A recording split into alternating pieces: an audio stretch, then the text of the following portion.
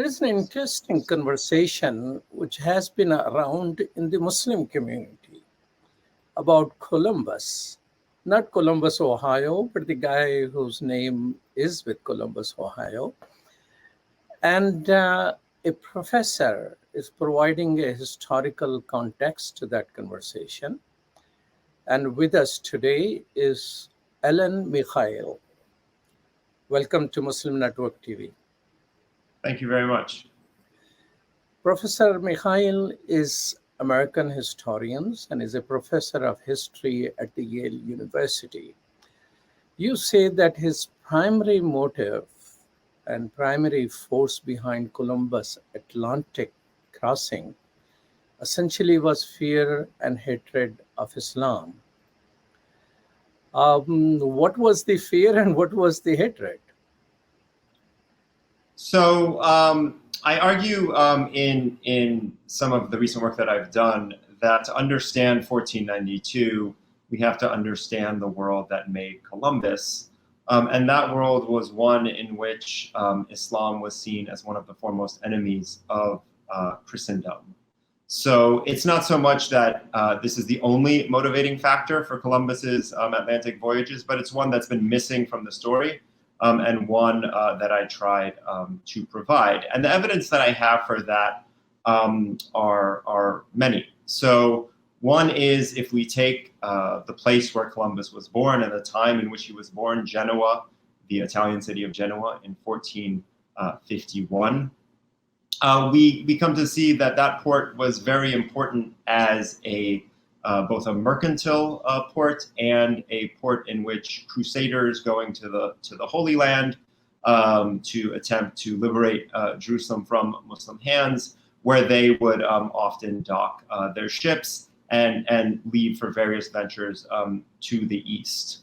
2 years after Columbus's birth is, of course, 1453, when the Ottomans take Constantinople, which for a young boy growing up in a city that had connections to the East was very important for shaping his worldview.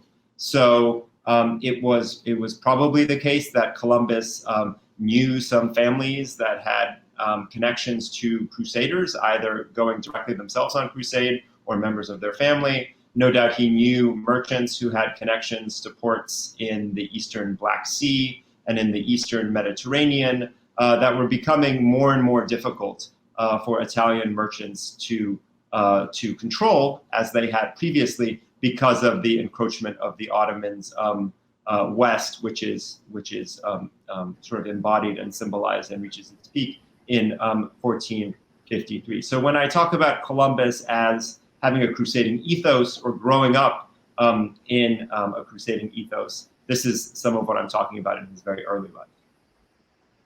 But you're saying it's not at heart. He actually himself participated in war.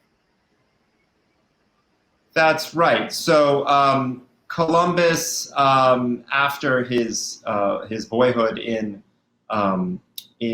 Genoa, takes to the sea as an apprentice sailor. Some of his earliest voyages don't have much to do with war, but more with commerce, and take him to North Africa and then to the Aegean, very close to the coast with the Ottomans. But it's really when he enters Iberia a bit after this period where he really begins to fall in with first a group of Portuguese sailors associated with Henry the Navigator, and then later with the armies of Isabella and Ferdinand, that he comes to participate in things that are sometimes commerce and sometimes war along the coast of West Africa with the Portuguese, and then fighting against Muslims in southern Spain. Has he written anything, any diaries or anything? How do we know that these motivations were claimed by him as well? Right. So we know some of what Columbus read as a child, including the work of Marco Polo, which was very formative for him for understanding the supposed existence of the Grand Khan of the East, which is one of the things that Columbus writes about in his own writing quite a bit. We have a biography written by his son, quite after the fact, which supposedly is comes from conversations with Columbus himself. And then most importantly, we have Columbus's diaries of the 4 voyages, and then a text that he was writing towards the end of his life, which is a kind of apocalyptical text which he never completed, which is partly about the kind of retaking of Jerusalem and the impending destruction of Islam. So, I first became interested in this work precisely through Columbus's diaries of his voyages, the 4 voyages, and these references that he makes, quite fleeting often, to Muslim things. So, for instance, he describes the dress of a group of indigenous women in the Caribbean as being akin to what he calls Moorish sashes. He describes the weapons of a group of indigenous men as being akin to the weapons of Muslim soldiers in Spain. If you look at other texts from this period, Cortez, for example, in the conquest of Mexico, again, uses this language of Islam to understand something about Mexico. He describes Aztec temples as mosques, mezquitas in Spanish. He calls Montezuma a sultan. So it's from this textual evidence that we begin to clue into something about how the old world encounter with Islam shaped the conquest of the Americas by the Spanish at the turn of the 16th century. Now, there is a conversation in the Muslim community, which probably has come through African American literature, which says that there is an evidence of Muslims from Mali at that time in the 14th century, before and little after, being a very large empire, a rich empire encompassing almost all the West Africa, that there is a king, Abu Bakr, who sailed to this area, gave his kingship or mansaship to his son or his brother, and sailed over here with thousands of ships and fresh water and things like that. So that literature, and there are a few books published in Africa, and I read a report in BBC about that claim that that shows that African or African Muslims were present in Caribbean or in Brazil, and their name of location, they say these are African names. So did you find any evidence that Columbus encounter some people actually not naming people sultan and mosque, a temple becoming a mosque, which I see he's seeing from the glasses of the people which he encountered around him, and he thought those people are present here. I understand that hypothesis, but is there any reality in his book that he had some Arabs, former Muslims or secret Muslims or Jews who could speak the language, which help him communicate with people in Caribbean?